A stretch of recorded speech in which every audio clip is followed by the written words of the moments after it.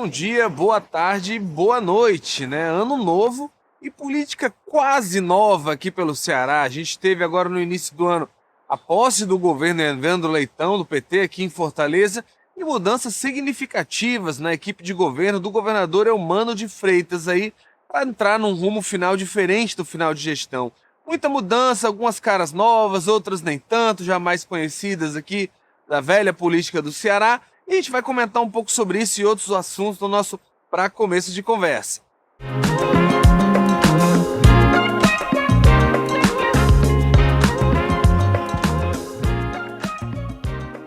E eu vou começar aqui com um comentário que faz aqui o nosso assinante Vladimir Aires. Ele fala sobre a entrevista que a gente publicou com o Gessé Souza, né, escritor, sociólogo, faz uma leitura muito crítica, né, da sociedade brasileira, principalmente das elites. E ele diz assim, né, o Gessé escreve num momento da entrevista, diz pra gente, o branco pobre se identifica com o Bolsonaro de um modo emocional, né? E o Vladimir Aires, nosso assinante, comenta de acordo, mas qual a saída? Como vamos escapar disso, né?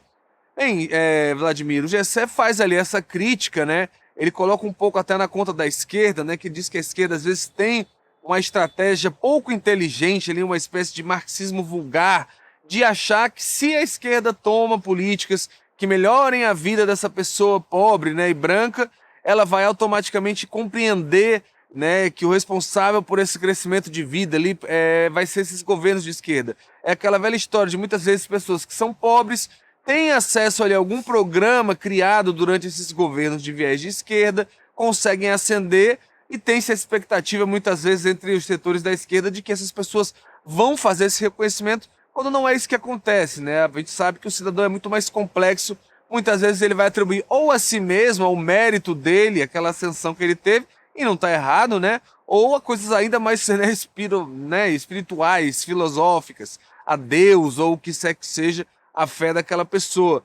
Mas o Gessé fala um pouco disso, né? Ele critica essa ingenuidade de algum momento atual da esquerda, mas ele propõe algumas saídas ali a longo prazo, né? Difíceis, meio vazias até um pouco para o que ele está propondo, mas ele fala muito sobre essa importância de ter uma defesa, né, sempre desse setor progressista por mais fontes de informação, uma imprensa mais livre, mais plural, né, com mais acesso à informação livre, né, de amarras, e também principalmente sobre educação, né? Ele inclusive usa o exemplo da Alemanha nazista, né, de ir de um Estado completamente destruído para uma sociedade muito fortemente democrática e arraizada nesses ideais, nessas instituições democráticas, em pouco mais de 20 anos ali após a Segunda Guerra Mundial. Então ele destaca que há exemplos disso aí, mas não nega não que é um debate bastante complicado para a esquerda fazer e inclusive fala com certo pessimismo, né, vendo que é algo que não é feito hoje pelos setores progressistas brasileiros. Enfim, é a opinião do Gessé de Souza. E vou trazer aqui um segundo comentário sobre o Pedro Paulo, falando aqui sobre o secretariado, a equipe do Evandro Leitão que foi divulgada. Ele diz aqui, sobre os recados de Evandro Leitão na posse, o assinante Pedro Paulo comenta, já começou melando nomear um cabo eleitoral do André Fernandes, né, o candidato do PL, para chefiar uma regional tem que ser macho, ter pulso, fazendo besteira igual ao Eumano ao aprovar o uso de drones na aplicação de agrotóxicos. Ele faz aquela crítica aquele projeto que a gente já falou algumas vezes que o Eumano de Freitas apoiou, liberando a pulverização de agrotóxicos por drones aqui no Ceará. O Eumano, que é advogado do MST, foi muito criticado, até hoje não soube se defender muito bem com relação a isso.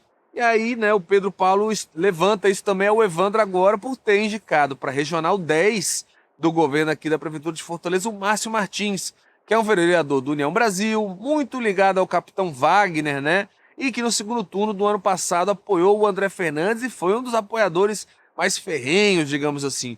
E olha, Pedro Paulo, eu quero te dar uma notícia, mas na verdade esse número aí aumentou, né, de ontem para hoje. Eu acho que você pôs esse comentário antes, já foram mais, né?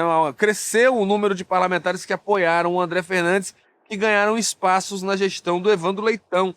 A gente tem também a indicação do Wellington Saboia para o PROCON aqui de Fortaleza. Ele já ocupava o PROCON na gestão do José Sarto, e o Saboia é outro, que foi apoiar o André Fernandes também de maneira bem forte no segundo turno. Tem também ali o Marcelo Lemos, que ficou um pouco mais neutro, pendendo para o bolsonarismo um pouco ali do Avante, que também foi nomeado ali para um órgão na Prefeitura de Fortaleza. Então você tem aí né, na Obfor, se eu não me engano. Então você tem aí um crescimento dessas pessoas que apoiaram. Porque é aquela história, né, que a gente até brincou algumas vezes aqui no Pra Começo de Conversa. A Câmara Municipal ela é dotada, digamos assim, de um pragmatismo bem colocado, né? Você tira um ou outro partido ali mais fixo, o próprio PT, ou o PL, o PSOL, a grande maioria vai ter adesismos. Vamos ver o PDT, era o partido do José Sarto. A maioria foi apoiar ali o André Fernandes no segundo turno, né? Dos 8 vereadores eleitos pelo PDT, só 2 apoiaram o Evandro, e hoje estão todos eles, os 8, na base do Evandro já lá na Câmara. Ou seja, uma boa parcela da Câmara tem essa maleabilidade. Qualquer pessoa que tivesse ganhado na eleição do ano passado, né? Felizmente ou infelizmente, eles estariam apoiando, até porque tem ali, às vezes, muito mais preocupação com o próprio bairro, com o andamento de obras lá na comunidade dele, do que uma disputa ideológica por si só. Esse tipo de coisa geralmente fica mais para o plano nacional, né? E é isso, né? Também tem essa questão que você fala especificamente da Regional 10, do Márcio, mas a composição de secretários das regionais do Evandro e do segundo escalão, principalmente, deixou isso muito claro, né? Foi o espaço da gestão onde a gente teve mais indicações muito claramente de cunho político, né? Você tem o deputado Osmar Baquite na Regional 4, você tem o Jorge Lima, que foi candidato a prefeito, aquele do chupa aqui que sai leite, né? Foi indicado para secretário da Regional 2. Vários vereadores, vários suplentes de vereadores, o Conin, que era presidente do PT, enfim, basicamente todas as indicações do Evandro Leitão para regionais foram de um cunho bem marcadamente político. Nem sempre as pessoas gostam disso, né? Falam que é justamente ali aquela pessoa que vai lidar com obra, vai lidar com dinheiro, seria melhor ser um engenheiro, alguém mais técnico, alguém que tem conhecimento para dar celeridade a essas coisas. Bem, de um jeito ou de outro, vamos lembrar que a promessa do Evandro é aumentar, né? Ele vai extinguir a Secretaria de Gestão Regional, que era aquela que ficava acima de todas as outras durante a gestão do Sarto, e pretende dar mais autonomia para cada regional tratar ali, tocar suas obras localmente. Vamos ver qual vai ser o resultado disso. Nós aqui do Povo certamente vamos estar lá para cobrar que isso saia da melhor maneira possível. E vamos agora para mais um comentário aqui, sobre a coluna do Érico Firmo com o título Família na Política é sinal de atraso do Nordeste. O assinante Marcos de Andrade comenta: político é político, não importa o partido.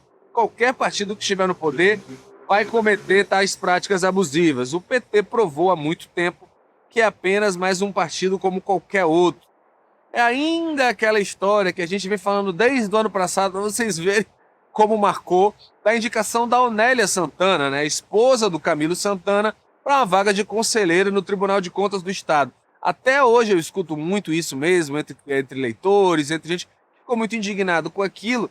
E é muito difícil de defender ou de explicar mesmo, né? As tentativas que se teve ali até hoje não foram bem sucedidas. Vamos lembrar, o Camilo silenciou, passou quase uma semana sem falar isso. Quando foi falar, disse: isso é uma coisa da Assembleia, né? Enfim, me poupe, até parece, né? Muita pouca gente comprou esse discurso do Camilo. E é isso, né? Fica aquela coisa, porque não é um questionamento pelo fato de ser uma mulher ou do currículo. Mas quando a indicação vem muito claramente, né, centrada no fato de ser esposa de um líder político, empobrece a questão feminina, do empoderamento, empobrece o próprio cargo que tem, empobrece a própria instituição TCE. Vamos lembrar que a Onélia vai para lá para fiscalizar, investigar aliados e adversários do grupo do Camilo Santana. Então fica especialmente complicado isso aí. E também tem esse adendo que é ruim especialmente para o Camilo, né? Que é um político que tentava se vender de uma maneira diferente, tinha uma versão, né? Uma visão mais arrojada, mais moderna ali do Camilo Santana com relação a isso. Evitou esse tipo de coisa até os últimos anos, mas chegou àquele ponto, né? Eu acho que aproveitou a onda, né? A gente falou já aqui que parece que 7 ministros do Lula já fizeram coisas parecidas, colocaram as esposas nos tribunais de contas dos estados deles. O Camilo não foi diferente, mas sim, não deixa de ser um desgaste, é uma coisa que ninguém nunca gosta de ver, não importa quanto mérito tenha, quando uma indicação vem dessa forma, a gente sabe que ela vai ser arraigada ali na figura familiar, o que nunca é bom, especialmente num cargo como o TCE. Vamos aqui para mais um comentário aqui do nosso assinante, que é também sobre uma coluna do Érico Firmo, que fala sobre a privatização da Coelce. O assinante Guga Ferreira comenta: não faz o menor sentido achar que um monopólio privado vai empreender mais recursos e esforços na melhora do serviço sem concorrência pressionando a fazê-lo. Tinha que reverter isso para ontem, né? E é isso mesmo que o Firmo até fala nesse projeto, né? Ele fala como essa questão da privatização ela é muito arraigada, muito pesada em ideologia, né? E ideologia aqui liberal também, ideologia da direita também, né? Porque muitas vezes você fala a palavra ideologia, tem muita gente que pensa que é só uma coisa exclusiva da esquerda e está longe de ser. Esse debate tem muito disso, né? A gente viu lá agora mesmo em São Paulo a privatização da Sabesp, não se sabe muito bem qual vai ser o índice positivo, vai se ter uma arrecadação imediata, mas a gente sabe que a longo prazo isso pode criar problemas para as cidades. São Paulo mesmo teve problemas horríveis aí com a Enel no último ano, passou vários bairros da maior cidade do Brasil, uma potência hídrica e energética do Brasil, passou várias semanas com vários bairros sem energia elétrica, né? Assim, uma coisa realmente vergonhosa para o tamanho da capital. Aqui em Fortaleza nós também tivemos muitos problemas com a Enel, lembrando que quando foi vendida lá atrás, a Enel foi vendida, né, a Coelce na época foi vendida a 987 milhões de reais. Vamos combinar, hoje não começa nem a pagar, tapar o buraco ali dos problemas previdenciários que o Estado tem com esse dinheiro e com os problemas que a Enel gerou de volta, né? Que eu acho que dificilmente você vai encontrar um cidadão completamente satisfeito com a prestação de serviço de energia elétrica aqui no Estado, principalmente se você for levar também para o público, né? Para a iluminação pública da cidade, que a gente paga taxas altíssimas para a empresa aí multinacional e não se vê esse retorno dessa forma. Então, isso que até o ouvinte coloca é verdade, né? Será que ter pensado uma privatização de outra forma, com concorrência, poderia ser sido uma saída? Por outro lado, haveria como fazer essa concorrência? Porque me parece que esse nível de complexidade, esse nível de gestão de um parque nacional, municipal tão grande, exigiria que uma empresa muito grande, já estabelecida para fazer. Enfim, essa questão da privatização é um debate muito difícil, muito complexo, mas que a gente vê muita gente simplificando, né? Tanto para negar em absoluto, quanto para vender como se fosse uma solução mágica para os problemas das prestações de serviço. A Sabesp está aí. Foi privatizada a concessão da água lá em São Paulo. Melhorou alguma coisa na vida dos paulistas? Pode ter melhorado hoje, mas a gente sempre sabe que quando esse tipo de coisa acontece, geralmente vem acompanhado de uma conta, né? E conta ninguém gosta de pagar. E esse foi o nosso pra começo de conversa, aquele nosso espaço religioso aqui de todo sábado, onde eu trago as críticas, sugestões, reclamações de vocês, o que vocês querem ler no nosso portal, podem mandar suas sugestões, a gente está sempre aqui esperando e sempre com muita vontade de fazer esse diálogo. Você pode falar com a gente pelo e-mail relacionamento@povo.com.br, por comentários no Instagram do Povo Mais, comentários dentro das nossas reportagens e também pelo telefone 3254-1010. Participe, esse espaço é seu. Toda semana a gente está aqui trazendo um pouco a sua participação. E é isso. Um abraço, até o próximo sábado, até o próximo Pra Começo de Conversa.